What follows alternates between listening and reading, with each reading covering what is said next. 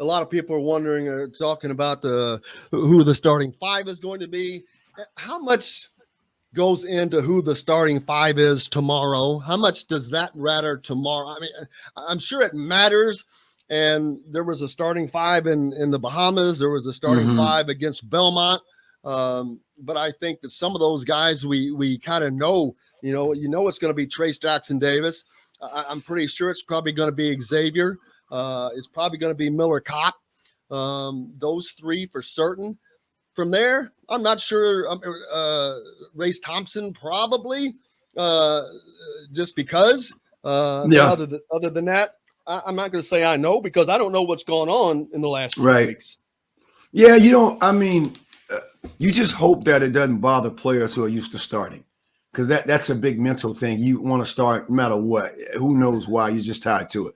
But I would definitely say, I would even go, just if I'm throwing out a venture of intuitive guessing, I would have to say Race, Trace, Miller. You got three. I would think Rob. I mean, I think as a point guard, but then you got Parker, because I know he can shoot it a little better. I mean, so you got options, at least from what we hear. We'll see. Yeah, Stan Gerard, thank you for that. Thank you, Beck. Thank you. I don't want to. Stan Gerard is a really good player too. But yeah, so you got options, but hopefully it's about how you finish, not necessarily how you start, right? So you hope that they could take that all in stride. Well, and it's funny you say that, because how many times that second half starting lineup is not the same as the first half starting lineup? That's adjustment. Whoever starts in the second half starting lineup is a lot more important than that first half starting lineup. Okay, and I just mentioned that again in my situation. Very first game against Utah, the way we started the game was not the same way we started. First half was that second half, and I remember being in the locker room how those adjustments are made. Coaches are talking in one area, players are talking. All of a sudden, okay, hey, here's what we're going. So and so's going to guard so and so. Hey, we're going to look at this lineup. Be ready to go. Blah blah blah. So So adjustments. I mean, so how quickly can you adjust? Can all guys galvanize? That word I can only use based upon what Coach Woody wants to do when he came back, right, as a coach where he formerly played at. And you just hope they can make the adjustments and play. And not to go back, but over the last few years, that was not the case. Whatever you saw at the beginning of the game was exactly what you were going to see at the halftime. Yeah. It was always the same. And you didn't. And that was one of the biggest complaints that I had, was there were never any adjustments. And that's a gigantic problem, because there are adjustments to be made in virtually every game that you play. Yeah. Yeah, I think that was confidence. I mean, I think we could talk about a lot of stuff, but I feel that was I think that was confidence holistically, not only with the players but coaches too. I think they knew something was up. So, and I look forward to seeing. I look forward to seeing the different changes, the different amount of the lineups, because I think they're going to change depending upon the teams are playing, depending on who you're playing and what the game plan is, because it's not going to be the same every week. You're playing different styles of teams who have different styles of play. Yeah, you're not a small team. I mean, you look at that roster. We're not a small team. You have diversity. You can mix it up a little bit as far as size. Now, again, if you take pride on defense and everyone can guard every position, I mean, Purdue to me is traditionally a fast team. Can you make adjustments against a team? Can you play with a team like that? You got a team a roster that's not small. So it'll be interesting to see and watch, the adjustments we're talking about. And Indiana's been a team that has not shot the ball well lately in the last few years. I think that's going to be a difference. It's going to be a difference for other teams to have to adjust to. They're used to playing Indiana a certain way over the last few years. Now that's going to have to change for them as well. Sorry, say the question again. Say it again, Jim. I missed it. I said that the way that other teams have approached Indiana over the last few years have changed. I mean, look, we can't go into anything that you saw film-wise. You have to wait. I mean, even the film that you've been watching on any team, you can't go off of that. you can rely on probably something from these secret scrimmages that people were reporting it, but you can't really go off much because you have no idea. I'm more than certain, and that's due to that platform called Synergy. You right after any game, 24 hours after a game, you have breakdown footage.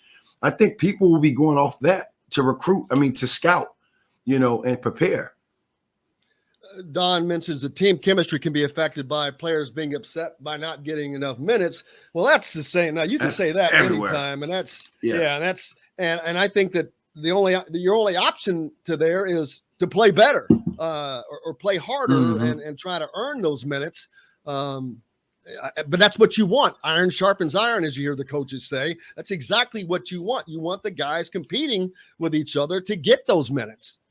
And the head coach has been consistent saying, at least in the pressers, we are looking for players and we're going to recruit at every position.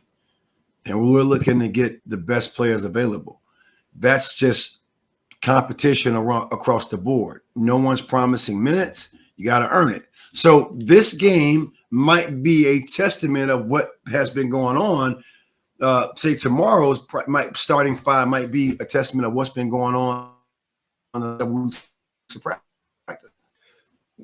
Michelle points out that Michael Durr can surprisingly drain the threes. That would be a pleasant surprise to see, because if you got your big man that can stand out there and knock it down from the perimeter, that changes a lot for what they have to do to defend you.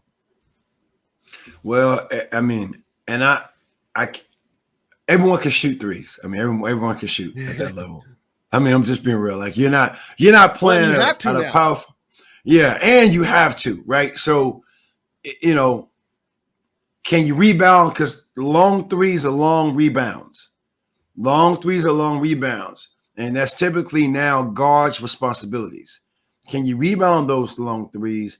You got a big shooting a three. Guess what? They're not going to get back to protect the rim. There's a trade-off. You shoot them. We were talking earlier with Don about how bad it feels for most Hoosier football fans right now because of the expectations. And these were legitimate expectations. These were not expectations that were based off of unfair numbers. These were fair expectations heaped upon this team, and they did not reach that.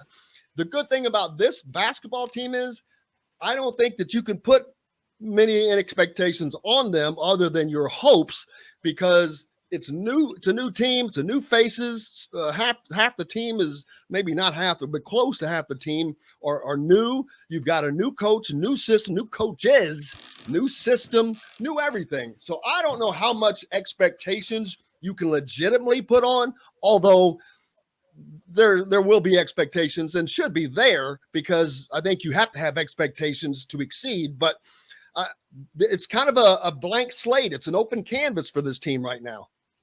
And that's what you hope the players are really buying into and committed to understanding. Like, there's no pressure on you. Go out here, do your best at playing the game you know, love, and respect. What got you to this level? What put you in this position? That's what you hope that will happen. And you hope that yesteryear does not creep in.